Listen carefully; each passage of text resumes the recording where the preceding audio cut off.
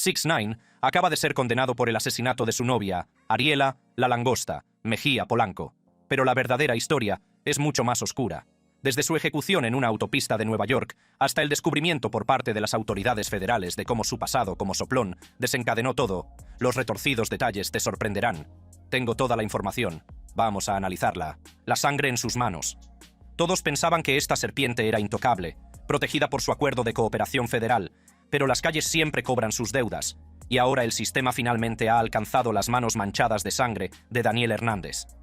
Ariela La Langosta Mejía Polanco fue encontrada muerta a tiros en su camioneta Mercedes el 17 de agosto de 2025. Shorty tenía 33 años, era dominicana hasta la médula y tenía casi 700.000 seguidores que seguían cada uno de sus movimientos. Creía que vivía una buena vida, descorchando botellas y acumulando dinero en los locales más de moda de Nueva York, como Icon y Opus Lounge. En realidad, era el tipo de mujer mala que hacía que los chicos se volvieran locos cuando pasaba por delante. Pero lo que esta hermosa mujer no se imaginaba era que meterse con el soplón más odiado del hip hop haría que su nombre acabara escrito en una bala. Los cerdos confirmaron que se trataba de un asesinato por encargo. Nadie recibe varias balas en el pecho por accidente. Ariela La Langosta, estrella de las redes sociales y madre con vínculos románticos con el rapero Tekashi 69, asesinada. La mujer de 33 años, que tenía casi 700.000 seguidores, fue encontrada muerta a tiros dentro de su vehículo en una concurrida carretera al norte del Bronx la madrugada del domingo. Los investigadores creen que fue un ataque selectivo. Ahora hablemos de lo profundo que es realmente este agujero, porque esta historia es más oscura que una noche sin luna en la trampa. Ariela fue la protagonista del videoclip Wapae de 6ix9ine en 2023, lo que básicamente la convirtió en un blanco para todos los enemigos que ese tipo se había ganado. No se trataba de una simple decisión comercial. Las fuentes dicen que tenían lazos románticos que iban mucho más allá de la simple relación entre director y talento. Pero ya sabes cómo funcionan estas calles. No importa si eres su chica, su amigo o simplemente alguien que se hizo una foto con él en el momento equivocado. La culpabilidad por asociación es una condena a cadena perpetua cuando se trata de soplones como Tekashi. Me apoyaste en todo. Nueva York nunca volverá a ser la misma. Te quería. Esas no eran las palabras de un conocido casual. Era un hombre que lloraba la pérdida de alguien que lo era todo para él. La llamaba su hermana, una mujer extraordinaria y la reina de Nueva York, en una serie de publicaciones en Instagram que reflejaban un amor y una pérdida genuinos. Pero el amor en el mundo de 6ix9ine tiene un precio, y ese precio se mide en sangre. La cronología del terror cuenta toda la historia. Esta no era la primera vez que Ariela se veía envuelta en el peligroso mundo de 6ix9ine. En 2018, según se informa, fue secuestrada por miembros de Nine Trey Gangsta Bloods que la confundieron con una de sus novias. Piénsalo bien, hace años estuvo a punto de morir simplemente porque se parecía a alguien que podría estar relacionado con el soplón. Pero en lugar de aprender de esa experiencia cercana a la muerte, se involucró aún más con él. Las calles lo recuerdan todo y nunca perdonan. Cuando 6ix9ine testificó contra los Nine Trey Gangsta Bloods en 2019, no solo traicionó a su banda, sino que pintó blancos en la espalda de todos sus allegados. El barrio no distingue entre el soplón y las personas que lo quieren. A sus ojos, la culpa por asociación es un delito capital. La policía del condado de Westchester lo dejó muy claro. Se trataba de un asesinato selectivo, no de un acto de violencia aleatorio. La encontraron desplomada al volante de su lujoso Mercedes, el mismo coche que había estado mostrando con orgullo en las redes sociales solo unos meses antes. La ironía es asfixiante. Ella alardeaba de su éxito en Internet, sin saber que estaba anunciando su ubicación a los asesinos que la vigilaban, esperando el momento adecuado para atacar. Las especulaciones en Internet cuentan la verdadera historia que la policía no cuenta. Las redes sociales están inundadas de publicaciones que relacionan su muerte directamente con la delación de 6ix9ine. Los usuarios están difundiendo información sobre cómo la novia de 6ix9ine fue asesinada a tiros. La policía cree que fue un ataque selectivo. Las calles saben lo que las autoridades no dicen. Se trató de una venganza, pura y simple. Pero aquí es donde la cosa se vuelve aún más siniestra. Algunos rumores apuntan a su novio, Nata Cartier, como el verdadero objetivo. Se dice en la calle que el propio Cartier estaba delatando a gente, lo que lo convertía en un hombre marcado. Si es cierto, eso significa que Ariela murió atrapada en el fuego cruzado entre múltiples soplones. Una guerra entre informantes en la que personas inocentes se convierten en daños colaterales. Los homenajes de sus lugares de trabajo pintan un cuadro desgarrador de una mujer que no merecía este destino. Icon New York publicó: «Hoy hemos perdido a nuestra estrella brillante. Todavía no podemos creerlo. Eras nuestra sonrisa, nuestra felicidad. Te queremos y te echaremos de menos para siempre». Y cerró temporalmente por respeto. No se trataba de condolencias corporativas, sino de personas reales que lloraban la pérdida de una compañera que había iluminado sus vidas. Incluso Cardi B le rindió homenaje, publicando RIP Dominican Pretty en las redes sociales. Cuando tu muerte es reconocida por celebridades de primer nivel, significa que tu historia ha resonado más allá de las calles. Se ha convertido en una advertencia sobre el precio de juntarse con delincuentes. Otra nativa de Nueva York, Cardi B, lloró la muerte de Ariela con esta foto, añadiendo: «Descansa en paz, Dominican Pretty». La propia investigación nos dice todo lo que necesitamos saber sobre la gravedad de la situación. El caso implica la colaboración entre agencias locales, estatales y federales, lo que significa que saben que no se trataba de una simple pelea callejera que salió mal. Cuando los federales se involucran, es porque entienden las implicaciones. Este asesinato estaba relacionado con algo mucho más grande y peligroso. Lo que hace que esto sea aún más escalofriante es la última publicación de Ariela en las redes sociales, donde expresaba sentirse feliz y bendecida. No tenía ni idea de que la muerte la acechaba. Mientras ella daba gracias por sus bendiciones, los asesinos contaban balas. El contraste es inquietante. Una mujer que celebraba la vida, sin saber que su relación con un soplón la había condenado a muerte. La comunidad dominicana ha perdido a una de sus estrellas en ascenso, y el mundo del hip hop ha recordado una vez más que la presencia de 6ix9ine en tu vida es una sentencia de muerte a la espera de ser ejecutada. Ariela pasó de ser camarera a estrella de las redes sociales, ganándose seguidores gracias a su belleza, su personalidad y su empuje. Merecía vivir para ver crecer su éxito, pero el veneno de 6ix9ine tocó su vida y la acabó. A medida que nos adentramos en esta historia, recordemos que no se trata solo de la trágica muerte de una mujer, sino de un patrón de destrucción que sigue a 6ix9ine allá donde va. Desde las calles de Brooklyn hasta los clubes nocturnos de Manhattan, sus delaciones han dejado un rastro de cadáveres y vidas destrozadas. Ariela, la langosta.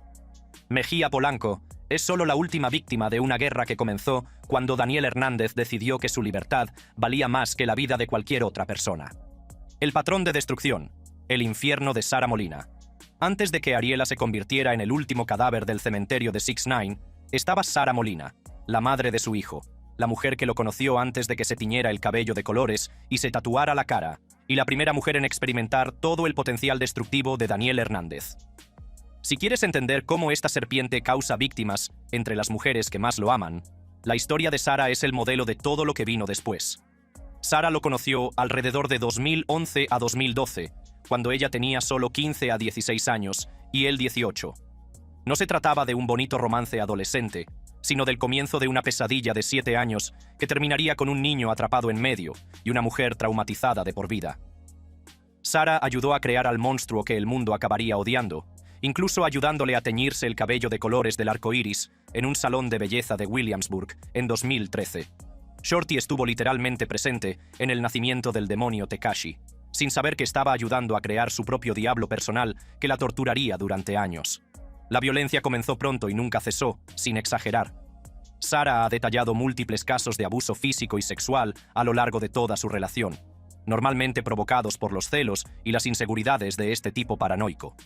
Pero no se trataba de una historia de violencia doméstica cualquiera, sino de una tortura sistemática diseñada para quebrantar su espíritu y mantenerla atrapada como una prisionera en su propia vida. Lo más horrible ocurrió durante un viaje a Dubái, que parece sacado de una película de terror. Según el detallado relato de Sara, 6ix9ine la acusó de liarse con su manager Shotty, confesó haber estado con más de 70 mujeres diferentes y luego procedió a golpearla durante 2 horas seguidas. La brutalidad de lo que sucedió a continuación va en contra de todo lo decente en este mundo. Me golpeó de la nada, estaba sangrando. Había sangre en las fundas de las almohadas del hotel. Se asustó. Tenía la cara muy hinchada. Estaba muy mal. Apenas podía abrir los ojos, contó Sara al Mundo en una entrevista de 2019 que desenmascaró a este demonio de pelo arcoíris y reveló el monstruo que realmente era. Pero, Oye, los detalles son mucho peores que eso. Este psicópata supuestamente le dio un puñetazo tan fuerte en la oreja que pensó que se iba a quedar sorda. La pateó como a un perro. Le presionó la cara con una almohada, sabiendo que le daba miedo asfixiarse. La estranguló hasta dejarla inconsciente y luego la obligó a tener relaciones sexuales con él a la mañana siguiente. Cuando la chica se despertó, tenía 2 ojos morados, una oreja morada y negra, y moretones en los brazos y la espalda. No fue un momento de ira, sino una tortura calculada y sostenida por parte de un auténtico demonio. Pero lo que hace que la guerra psicológica de 6ix9ine sea aún más retorcida es que este tipo admitió el abuso en múltiples ocasiones, incluso en documentos judiciales, como parte de su acuerdo de cooperación de 2019, cuando estaba delatando a todo el mundo. En una entrevista con el New York Times en 2020, confesó: «Tuvimos peleas físicas. Es lo peor que he hecho nunca, pero no voy a sentarme ahí y mentirte. Lo hice, lo admito y pido perdón». Este tipo admite ser un demonio maltratador de mujeres, pero de alguna manera, el mundo del hip hop siguió dándole una plataforma y contratos discográficos. Ese es el poder de la cultura de las celebridades. Amigo, puedes torturar a las mujeres y seguir teniendo reproducciones siempre y cuando tus números sigan siendo lo suficientemente altos como para que estas discográficas ganen dinero. El incidente del secuestro que presenció Sarah muestra lo profundamente que el peligroso estilo de vida de 6ix9ine afectaba a todos los que le rodeaban. Echa un vistazo a este vídeo del testimonio de Sarah sobre la noche en que este soplón fue secuestrado por los miembros de su propia banda. Así que su carrera va en ascenso y empieza a pelearse con todo el mundo. Empieza a provocar y a pelearse con tipos de Houston, de Los Ángeles, de Chicago. Es como si hubiera una larga lista de personas a las que les dice que le chupen la verga, y cosas por el estilo. ¿Cómo estás lidiando con todo esto? Porque, además de las provocaciones, están sucediendo cosas como la cancelación de conciertos y otros incidentes. El relato de Sarah sobre esa noche revela cómo el comportamiento imprudente de 6ix9ine puso a su familia en peligro directo.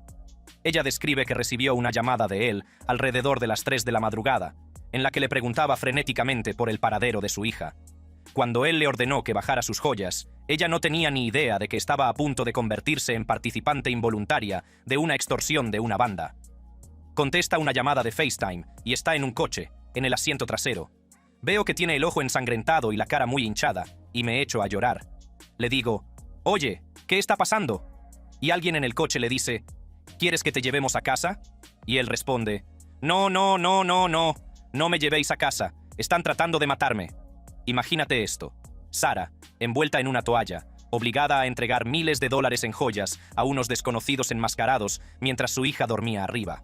Los secuestradores resultaron ser miembros de su propia banda, Nine Trey, liderados por Anthony Harv Ellison, que golpearon a 6ix9ine con una pistola y le robaron joyas por valor de $365,000. Sarah se convirtió en víctima de las decisiones de 6ix9ine sin haber elegido ella misma esa vida. La guerra psicológica continuó incluso después de que su relación terminara. Sarah lo acusó de ser un padre irresponsable, señalando que solo pasó 2 días con su hija Saraya después de salir de prisión. Mientras él gastaba dinero en nuevas novias y alardeaba de su riqueza, su propia hija luchaba por salir adelante sin el apoyo adecuado de su padre. En 2021, Sarah solicitó una pensión alimenticia, destacando cómo 6ix9ine gastaba generosamente en su nueva novia Jade, mientras descuidaba a Saraya. El patrón es claro: 6ix9ine utiliza a las mujeres, destruye sus vidas y luego las descarta cuando se vuelven inconvenientes. Sarah recibió el tratamiento completo: abuso, abandono y humillación pública. El momento más revelador llegó cuando Steve Will Do It regaló a Sarah y Saraya dinero en efectivo y un bolso Birkin en 2024, criticando a 6ix9ine por ser una rata y un maltratador. Cuando unos youtubers cualquiera cuidan mejor de tu hija que tú, eso no es un comportamiento irresponsable, es negligencia sociópata. Las reflexiones de Sarah sobre su relación revelan todo el alcance de la manipulación. Me perdí a mí misma. Él no ha participado en la vida de nuestra hija. No se trataba solo de abuso físico. 6ix9ine destruyó sistemáticamente su identidad, su autoestima y su capacidad para confiar en su propio juicio. La cronología de su relación se lee como un estudio de caso de terrorismo doméstico, 2011 a 2012. Sarah conoce a Daniel Hernández, de 18 años, cuando ella solo tiene 15 a 16, 2013. Ella ayuda a crear el personaje de Tekashi, tiñéndole el cabello de colores del arco iris. 2015. Su hija Saraya nace en octubre. múltiples incidentes de violencia física y sexual, cada vez más grave. La paliza en Dubái, que le dejó los 2 ojos morados y temiendo por su vida. Noviembre de 2018. La relación finalmente termina en torno a la fecha del arresto de 6ix9ine. 2019 presente. Batallas continuas por la manutención y la custodia de los hijos. Lo que hace que la historia de Sarah sea aún más trágica es que ella lo amaba de verdad. En sus entrevistas, habla de cómo intentó apoyar su carrera musical, de cómo estuvo a su lado durante su transformación y de cómo creía que, en el fondo, él seguía siendo el Danny normal del que se enamoró. Esa es la característica distintiva de las víctimas de abuso, poner excusas al abusador incluso mientras catalogan el abuso. El carácter público de la ruptura de su relación también revela la total falta de vergüenza o responsabilidad de 6ix9ine. Incluso en 2023, Sarah calificó su ataque en el gimnasio como vergonzoso para su hija, lo que demuestra cómo su continuo comportamiento imprudente afecta no solo a él, sino también a la hija que comparten. La historia de Sarah Molina no es solo la supervivencia de una mujer a la violencia doméstica. Es un anticipo de lo que le sucede a todas las mujeres que se acercan a 6ix9ine. El patrón es siempre el mismo. Encanto y atención iniciales, seguidos de control y aislamiento, que escalan a violencia y tortura psicológica y terminan con el abandono y la humillación pública. Sarah sobrevivió, pero por poco. Ariela no tuvo la oportunidad de escapar antes de que la violencia del mundo de 6ix9ine la alcanzara para siempre. Lo más escalofriante de la historia de Sarah es que ocurrió años antes de que 6ix9ine se convirtiera en informante federal. Si era capaz de tal nivel de violencia y manipulación cuando era un rapero en apuros en SoundCloud, imaginen en qué se convirtió una vez que tuvo el poder de la fama, el dinero y la protección federal a sus espaldas. Sarah experimentó al monstruo en su forma inicial. Ariela lo encontró en todo su esplendor, y eso la mató. La caída y los cadáveres que dejó tras de sí. Todo imperio construido sobre mentiras acaba derrumbándose, y el castillo de naipes de Daniel Hernández se vino abajo en el momento en que los agentes federales derribaron su puerta el 18 de noviembre de 2018. Pero, a diferencia de la mayoría de las caídas en desgracia, el descenso de 6ix9ine a la infamia no se limitó a la pérdida de dinero y fama, sino que se convirtió en el hombre más odiado del hip hop y convirtió a todos los que le rodeaban en objetivos potenciales. Los cadáveres comenzaron a aparecer mucho antes de Ariela, y aún no han dejado de hacerlo. El caso federal por crimen organizado que destruyó la carrera de 6ix9ine se basó en sus propias confesiones de violencia y criminalidad. No se trataba de un chico inocente que se había juntado con malas compañías, sino de un participante activo en robos a mano armada, intentos de asesinato y operaciones de tráfico de drogas. Financió a los 9 Trey Gangsta Bloods con cientos de miles de dólares de sus ganancias musicales, utilizando esencialmente su éxito en el rap para financiar una empresa criminal. Pero cuando las cosas se pusieron feas, 6ix9ine mostró su verdadera cara. En el momento en que se dio cuenta de que se enfrentaba a una posible condena de 47 años, cambió de opinión más rápido que una tortita un domingo por la mañana. ¿Su razonamiento? Escuchen cómo lo explica con sus propias palabras. Déjenme poner esto en perspectiva y sigan mi razonamiento. Imaginen que me hubiera mantenido firme, ¿verdad? Que hubiera sido sincero y hubiera cumplido los 47 años, ¿verdad? Bueno, no estarías en el podcast, eso es seguro, y eso es lo que estoy tratando de decir. El egoísmo es impresionante. Este hombre justificó destruir vidas y traicionar los códigos callejeros porque no podía soportar la idea de perderse los podcasts y la publicidad. Pero su cooperación no solo se trataba de evitar la cárcel, sino que fue una lección magistral sobre cómo sacrificar a todos para salvar su propio pellejo. El testimonio de 6ix9ine condujo a la condena de varios miembros de 9 Trey, entre ellos figuras de alto rango como Anthony Harv Ellison, 24 años, Al Jeremiah Nuke Mac, 17 años, y su propio manager, Kifano Shoti Jordan, 15 años. No eran solo nombres en una base de datos federal, eran personas reales cuyas vidas quedaron destruidas porque 6ix9ine decidió que su libertad valía más que su lealtad. Pero lo que hace que su delación sea aún más despreciable es que lo disfrutó. Escuchen cómo describe el momento en que decidió cooperar. Muy bien, la primera noche que llegas a la cárcel, ¿cómo se siente la primera noche que te encierran los blancos supervivientes de los barrios marginales? Yo pensé, definitivamente voy a delatar a todos. Ese no es un hombre que se debate entre una decisión difícil. Es un hombre que estaba deseando traicionar a todos los que confiaban en él. Tomó su decisión antes incluso de comprender a qué se enfrentaba. El código de no delatar no significa nada para alguien que nunca ha tenido principios. La lista de personas que 6ix9ine implicó parece un quién es quién del hip hop. Nombró a Cardi B como afiliada a una banda de los Bloods y afirmó que Jim Jones era miembro de los Nine Trey, aunque estas acusaciones no dieron lugar a cargos. Detalló que había ordenado un asesinato por $20,000 contra Chief Keef, lo que llevó a la condena de Quintea Kuda B. Mackenzie por intento de asesinato. La hipocresía de su credibilidad callejera se hizo dolorosamente evidente cuando Wack 100 lo confrontó por sus falsos vínculos con las pandillas. ¿Cuántas peleas has tenido? ¿Cuántas veces has tenido que enfrentarte a esta mierda cuando las probabilidades estaban en tu contra? ¿A qué te refieres? Cuando se estaba desarrollando el programa Racketeering. ¿Cuántas peleas antes de Racketeering? Ninguna. Porque yo no era un Blood. ¿A qué te refieres? Yo no era un Blood. Incluso el propio 6ix9ine admitió que nunca fue realmente iniciado en la pandilla, solo era un civil con dinero que compró su protección. Pero esa falsa credibilidad callejera le costó la libertad a personas reales cuando decidió contar todo lo que sabía para salvarse a sí mismo. Las consecuencias de su cooperación crearon una nueva categoría de celebridad, el soplón famoso. Artistas como Snoop Dogg, Meek Mill y Future lo condenaron públicamente, llamándolo rata y dejando claro que ya no era bienvenido en el hip hop. Pero 6ix9ine no solo aceptó su exilio, sino que redobló la apuesta, componiendo música que celebraba su delación y se burlaba de sus antiguos socios. Pero eso es lo que he estado tratando de explicar. Escucha, me importa un carajo si me hacen responsable de lo que hice. Sí, delaté y lo hice con orgullo, ¿vale? Ese nivel de desvergüenza creó algo sin precedentes en la cultura del hip hop. Un soplón que se negaba a desaparecer en silencio. En cambio, 6ix9ine mantuvo un alto perfil, siguió haciendo música y siguió poniendo en peligro a todos los que le rodeaban por asociación. Los violentos incidentes que siguieron a su liberación demuestran que su cooperación le granjeó enemigos permanentes. En marzo de 2023, fue brutalmente atacado en la sauna de un gimnasio de Florida por miembros de los Latin Kings, sufriendo lesiones tan graves que demandó a La Fitness por $1 millón por negligencia. Incluso 50 Cent intentó advertirle sobre su comportamiento imprudente. Le dije que no lo hiciera. Le dije que no fuera a Chicago. Lo hicieron de todos modos.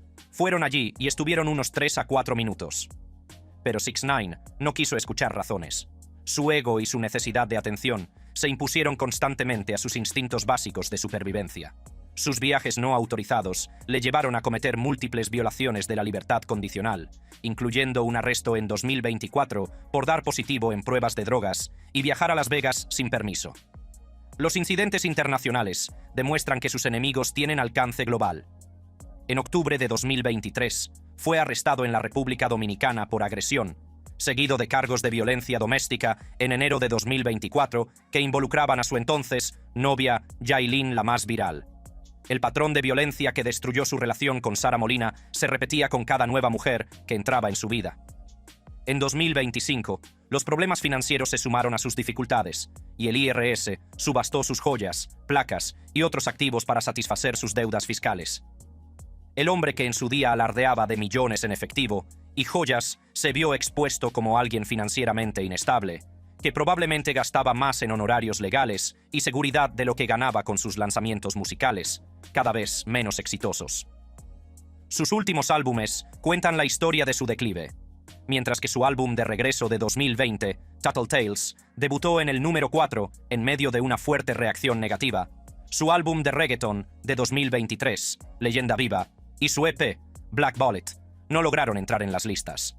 El mundo del hip hop había seguido adelante, dejándolo cada vez más irrelevante y desesperado por llamar la atención. La prueba más condenatoria de su influencia tóxica es el patrón de violencia que lo sigue a todas partes. Todas las personas que se acercan a 6ix9ine se convierten en daños colaterales de su guerra contra las calles. La especulación que relaciona la muerte de Ariela con su delación no es una teoría conspirativa, sino la conclusión lógica de un patrón que comenzó en el momento en que decidió cooperar con las autoridades federales. La investigación sobre el asesinato de Ariela continúa sin detenciones, pero el mensaje ya está claro. Asociarse con 6ix9ine es una sentencia de muerte a la espera de ser ejecutada. La participación de las agencias federales en la investigación sugiere que comprenden las implicaciones más amplias de este asesinato. No se trataba solo de un delito local, sino que formaba parte de las consecuencias continuas del acuerdo de cooperación de 6ix9ine. En agosto de 2025, Daniel Hernández sigue siendo un blanco andante, rodeado de un rastro de vidas destruidas y cadáveres. Su delación le proporcionó una libertad temporal de la cárcel, pero lo condenó a una vida de mirar por encima del hombro, sabiendo que todos los que lo aman se convierten en víctimas potenciales de sus decisiones. Sara Molina sobrevivió a su violencia gracias a su fuerza y determinación. Ariela La Langosta, Mejía Polanco, no tuvo tanta suerte. La pregunta no es si morirán más personas por las decisiones de 6ix9ine, sino cuántos cadáveres más se acumularán antes de que sus enemigos finalmente obtengan su venganza definitiva. En las calles solo hay una forma en que esta historia puede terminar, y no será con 6ix9ine viviendo feliz para siempre. La sangre en sus manos sigue aumentando, y eventualmente esa sangre será la suya propia. Gracias por vernos. Si te ha gustado este video, haz clic en uno de los recuadros que aparecen en tu pantalla para ver más contenido similar.